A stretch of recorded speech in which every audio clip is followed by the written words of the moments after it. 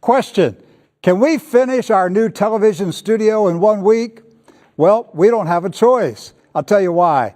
Trunews will expand to 2 hours daily starting Monday, May 7. This new television studio must be completed on time, and there's much work to be done. The studio was designed to be a Mediterranean outdoor patio. It even has a working waterfall. We're making a transition in our format that I've long desired. The transition is from a hard-hitting world newscast to a proclamation of the real true news, that is, the good news, the gospel of the kingdom of God. Yes, we will still discuss and analyze important world news stories, but we'll have much more time to talk about the good news of salvation through faith in Jesus Christ. And we'll have time to interview important guests who will stop by the Trunews headquarters in Vero Beach, Florida. Most of the work on this studio has been done by our team members. Our partners are making it possible for us to build the studio because your prayers to God on our behalf are covering us with grace, and your love gifts are enabling us to pay cash for everything as we go. Thank you very much. Now, there's still much work to be done in a very short time, and I'm asking you to give a generous offering to God in support of True News. We don't have anything to sell to you. We think ministry should be funded by free will love offerings to God, not by the sale of products and gimmicks. Will you make a commitment to God today to donate to True News now? You can call 800-576-2116 and our representative will answer your call. Or you can go to our website, Trunews.com, click Donate. If you prefer to use PayPal, our address is support@trunews.com, and checks, money orders, and precious metals may be mailed to Post Office Box 690069 in Vero Beach, Florida. Our zip code is 32969. Christian TV will change starting May 7. I'm excited about something new happening on Christian television. We're going to praise God every night because He's worthy and He deserves to be praised. Thanks for supporting us. Now let's go to our newsroom. Doc and Edward are waiting on me.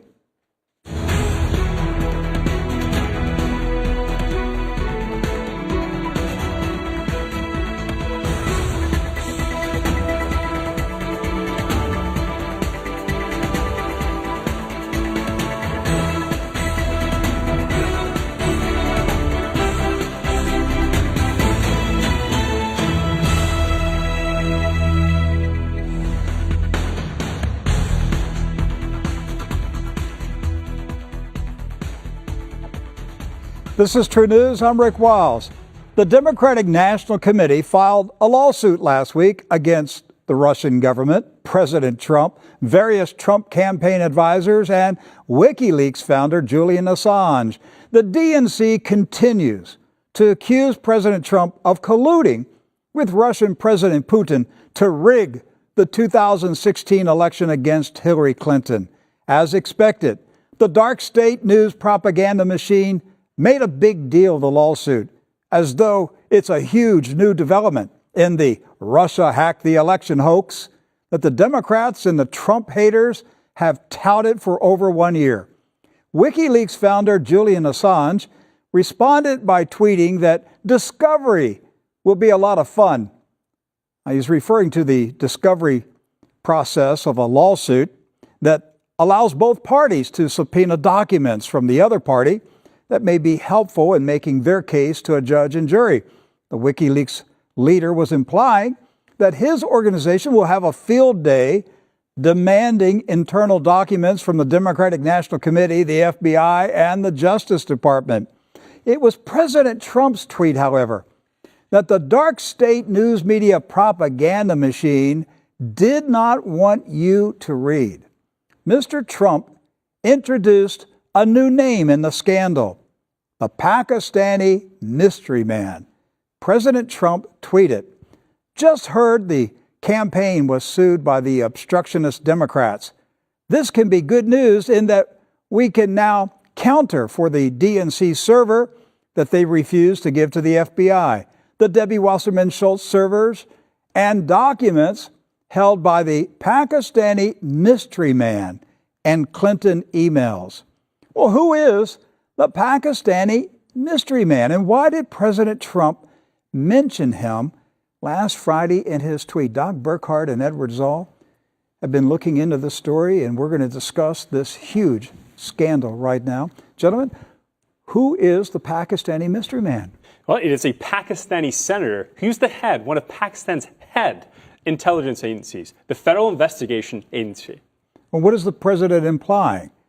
The Pakistani Mystery Man. What does this Pakistani senator have to do with the Democratic National Party? According to the Daily Caller, in 2008, a man who's the father of Imran Awan handed a USB drive to Senator Rahim Malik, along with 4 Pakistani intelligence officials.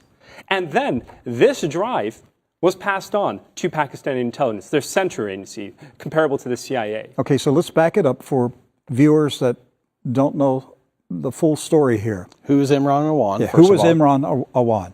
He is the IT professional that has served various Democratic congressmen, representatives since 2004, ended up on Capitol Hill serving a number of different offices there. He's been the one that's been fingered basically as having access to just about the bank vault up there in Capitol Hill. So what was it, about 44 Democrats employed this guy? Yes, and also other members of his family as well. So if this connection is being made, that this information was being passed out from Imran Awan to Raymond Malik here, then that shows that there's an intelligence leak of incredible proportions here. I mean, they're talking about Russian collusion, Rick. This pales in comparison to anything that they're accusing of. Senator Malik, the Pakistani politician, was the director of Pakistan's Federal Investigation Agency from 1993 to 1996. And then from 2004 to 2007, he was chief of security for Prime Minister Benazir Bhutto. Right. Well, do you know what happened to her? She was assassinated. That's right. He was the security chief. Right. He was also the lead politician in the transition of the Democratic government from Bhutto to Musharraf, and helped to make that transfer of authority as well. So he's a key figure in Pakistani politics. Absolutely. So we have Imran Awan, who was on the payroll of the House of Representatives. Yes. Employed by Debbie Wasserman Schultz, one of the most corrupt politicians in America. Right. And the former head of the DNC as well. At the time that Hillary Clinton was running for president, Bernie Sanders accused her of rigging the primaries. You want to talk about rigging the election? Who rigged the 2016 election? Debbie Wasserman Schultz and Hillary Clinton. They rigged the primaries against Bernie Sanders. And it was so apparent that during the Democratic National Convention, they threw her off the ship. That's right. They fired her. That's right. She had to leave because there was such an uproar. So Mr. Imran Awan is on the payroll of the House of Representatives. He has access to the computer servers of the House, working on the computers of the House Democrats, about 44 House members. And then, as you said, his brothers and other relatives were also brought in because I guess he couldn't steal enough on his own, so he had to bring the whole family in. Franchised it, yes. Yeah, to steal all the documents. So let's think about what documents would they have access to? Well, some of the members here were on the House Foreign Intelligence Committee. You have the House Intelligence Committee itself, which deals with all intelligence matters. So House Intelligence, House Foreign Affairs, and any other important committees. So if they're on the House Intelligence Committee, then they have access to documents that involve the CIA, yes, the NSA, the Defense Intelligence Agency. If they're on the Foreign Affairs Committee, they have access to State Department documents. Well, think about this too, Rick. Remember, over the past several years, we've been finding out that so many politicians have been using their personal email addresses with official communications and everything, that would mean that the Awans had access to all their personal emails as well. All that information. They knew their aliases. That's right. Because a lot of the Democrats use aliases for their email addresses, so nobody knows who it really is except the inner circle. So you're right, they would have access to that information too. So they're monitoring the personal communication of House members.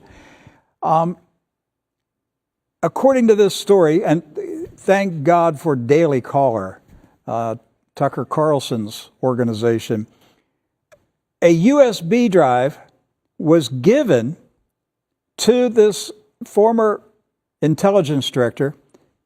This article says 2008. Well, George W. Bush was the president in 2008. That's right. When did he start working for the House? 2004 was the first date on record where he was actually paid. 2004. 2004. So from 2004 to 2017, he had free reign to just rummage through the House servers and just steal whatever documents he wanted and transfer them to Pakistani intelligence. And even after the Sergeant at Arms had dismissed any way for Awan to access any of the servers or anything in the House, he still had access all the way up from February 2017 to August 2017, even after he was let go. But Doug, this scandal broke in, was it 2016 or did it go as far back as 2015? When did Daily Caller first break this? Their first stories were in 2016. 2016. But the House Sergeant of Arms did not ban Awan until February 2017. Right. Even when he's named as a potential spy, they allowed him to continue to have access to the House servers. And we believe he still had access after that point as well. Through who? How would he have? Through a member of the House? Yes. Had access through one email address. That's all it took to get in. That was just one key to open every door. Was this the congressman that had him work on his personal computer? Yes, actually, it's the intelligence specialist for Indiana Representative Andre Carson. His name is Nathaniel Bennett. The name is associated with him. Who is that guy? That's the intelligence specialist for Congressman Carson. But what's his role here? Well, Carson was actually one of the congressmen who serves on the Foreign Affairs Committee. So Andrew Carson, another one of the clients for the Awans, had given access to the Awans because he was their select IT specialist, the ones that were to run their emails, run his internal processes. It was that account that he had access up until Okay, he's February. an intelligence expert? He's not very intelligent? No. And when did he do this? Do you know approximately what time? It was February 2nd, was around the date of the access. That's when the Daily Caller figured out that he still had access to the account. Anybody with a brain knew that the Awans were named in press reports by the Daily Caller as possible Pakistani spies. And you're telling me that this, quote, intelligence expert brought him back and said, here, we need you to look at our computer. Well, there were several times in the Awan's history where things were questionable that came up, and every time they'd be brought back in to work on another project. I mean, this happened over and over again. You know, I don't recall. I know Robert Mueller became FBI director in 2001, just days before the September 11 attack. So appropriate they brought him on board because, hey, folks, do you remember this? Do you remember when the World Trade Center, the buildings were smoking in ruins? The bodies of over 3,000 Americans were still in the rubble. And likewise at the Pentagon was still smoking. The World Trade Center buildings were still smoking, and the bodies are still buried in the rubble. What was the FBI doing? The FBI was sending black SUV limousines around the country to pick up members of the bin Laden family. To get them out of the country. To escort them out of the United States to safety. Who was the FBI director who authorized it? Robert Mueller, the same guy who's going after President Trump. And there's a direct conflict of interest here for Robert Mueller because Raymond Malik, the senator from Pakistan, He actually met personally with the senator, the Pakistani senator, in 2010. And this same senator has met with Hillary Clinton also. I meant to ask, and I don't know, I don't put you on the spot here. Does anybody know how long Robert Mueller served as FBI director? I believe that was up until James Comey took over in 2013. I don't recall. What I'm trying to get at is, who was the FBI director when Awan went to work at the House in 2004? And who was the FBI director the entire time that he had free reign of the House servers? Well, ask this question, Rick. How do you waive background checks for someone working IT in Congress? All right, let's talk about waiving background checks. What are you referring to? They waived background checks on the Awans. Who did? That's different. All 44 of the congressmen all that of had the Awans at one point in time on their payroll. There's a specific process. You have to go through a background check to even access congressional servers. Well, in this case, the congressman had vouched for the Awans and their credibility. 44 Democrats in the House deliberately waived a national security background check for these Pakistani men to work on the House computer servers networks. One that would easily have shown the amount of debt the Awans had. Easily would have shown this weird car dealership that doesn't actually sell cars. That's called Cars International A. CIA. Now, did they do that as a joke, or were they just telling us who they work for? Or they were just so bold that they could just do anything they wanted to. After all, Awan is boasting here that he's a kingmaker, that he can take anyone out. That's right. He said, according to this Daily Caller report, and by the way, the Daily Caller sent investigators to Pakistan. They went there and interviewed Pakistani citizens who knew this senator and knew other members, knew the Awan family. And they said that Awan would brag that he's the kingmaker, that he could take down, he could change presidents, he could change prime ministers. How would he do that? Blackmail. Blackmail. How would he blackmail them? Well, he had access to intelligence records from the United States, the deepest well in the world. Robert Mueller, why aren't you investigating the Pakistan scandal? James Comey, what did you do all those years you sat on your rear end as the FBI director? You allowed this national security scandal to go uninvestigated. James Comey ought to be held accountable for this. That man ought to hang his head in shame, because either he is complicit or he was totally incompetent as an FBI director. But I think we know the answer. He's complicit. When he's told, look the other way, James Comey looks the other way. Right. It doesn't mean he actually participates in the crime. He's a good boy. When the deep state says, look the other way, you didn't see anything, James Comey says, I didn't see anything. Right. I'm not going to chase anything. I'm not going to prosecute anything. But if he loved his country, as the FBI director, he would have investigated these Pakistani men who had access to the House servers and had documents from the House Intelligence Committee, the House Defense Committee, the House Foreign Affairs Committee. I still recall in this whole process with the Awans about a rental house that they had in the D.C. area. And in the garage were stacks of servers and stacks of hard drives that the FBI had to come out and pick up. It was actually through the NCIS, the Navy intelligence, because the tenant was actually in the Navy. And when he called this, it was almost like the Capitol Police were jolted into action because the FBI were to come out there, and then the Capitol Police didn't want the FBI working in the jurisdiction. The bottom line of this, they had hundreds of thousands of dollars of equipment in the garage of this tenant's apartment. And on top of that, too, there's a missing server in this investigation, too. Former California Representative Xavier Becerra, his server was stolen. All right, this is a client, one of the congressmen who had the Awans on payroll. Yet all we're concentrating on is the server, Michael Cohen, the documents and things that he might have, or the potential collusion the Russians played in the investigation or with the election, and then how they might have affected the DNC server. I mean, this is a joke that they're not investigating this. Why hasn't Robert Mueller raided the Awans?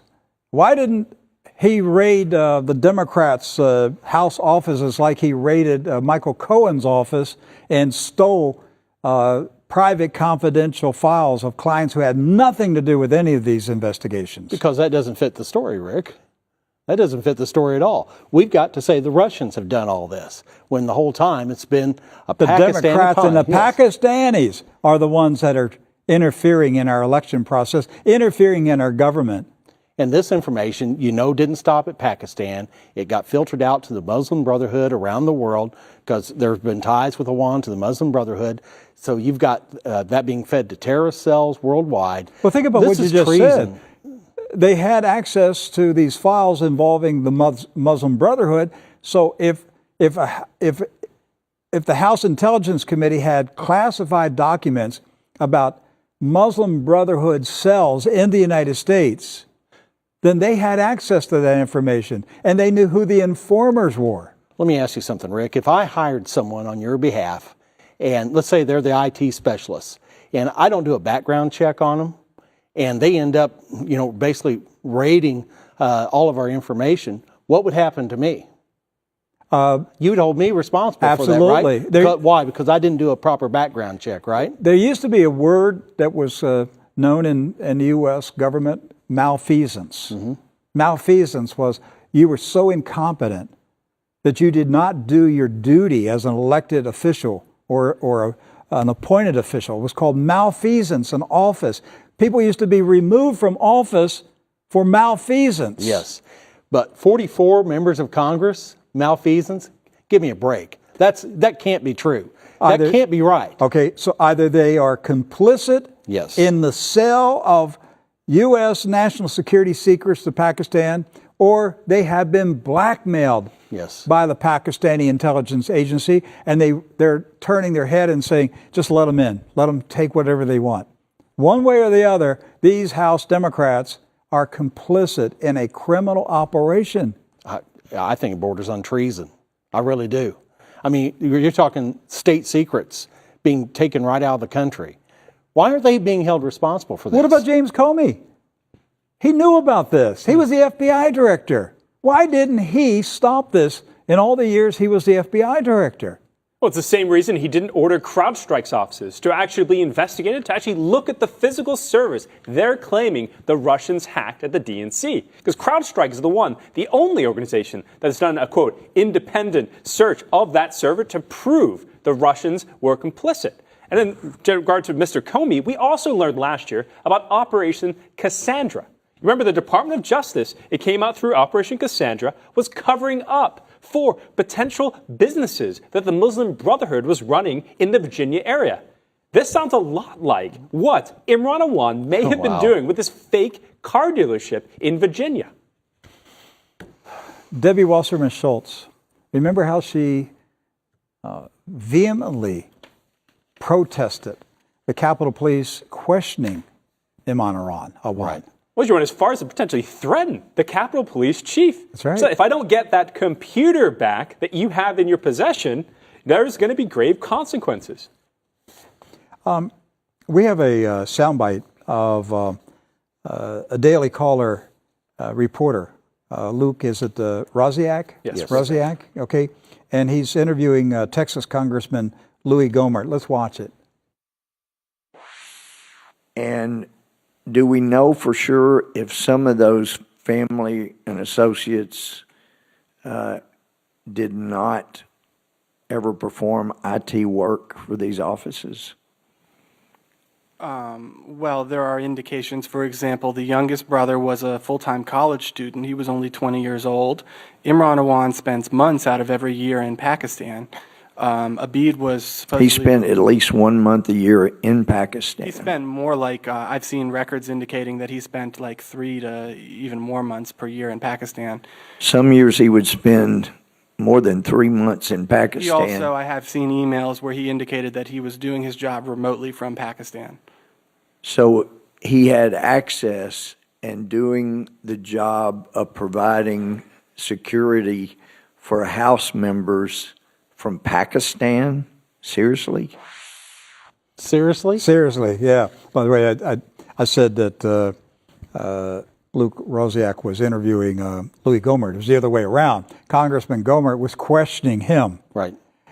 And I want to go back to Debbie Wasserman Schultz because, yes, she threatened the House, the Capitol Police chief, yes. And then she hired an attorney to go after them and to protect Awan. Yes. What does she have to hide? She's hiding something. Well, we know that this laptop, this same laptop that was found by Capitol Police on Congressman grounds in a former telephone booth, this laptop had Debbie Wasserman Schultz's name on the login screen. We know that Imran Awan, longtime aide for Debbie Wasserman Schultz, all the way from before her becoming the DNC head, all the way back to her work in Broward County. So you think of us, years worth of potential blackmail material. If your premise is correct that that's what the Imran Awan and his co-conspirators were collecting, you can only imagine the things that Imran and the Pakistani intelligence know now about not just Debbie Wasserman Schultz, but Secretary Clinton. You know, Doc, we know that often people that are very accusatory, and, you know, somebody's saying, you did this, you did that, it often turns out that they're guilty of the crime. They're guilty. They're telling you what they're doing. Yes. So the Democrats have been accusing President Trump of being in collusion with a foreign government. Still no proof. No proof, but there's a mountain of evidence that the Democrats are in collusion with foreign governments. Yes. And have committed criminal acts. And the Democratic Party is a criminal mafia operation. It is not a legitimate political organization. It's a criminal operation.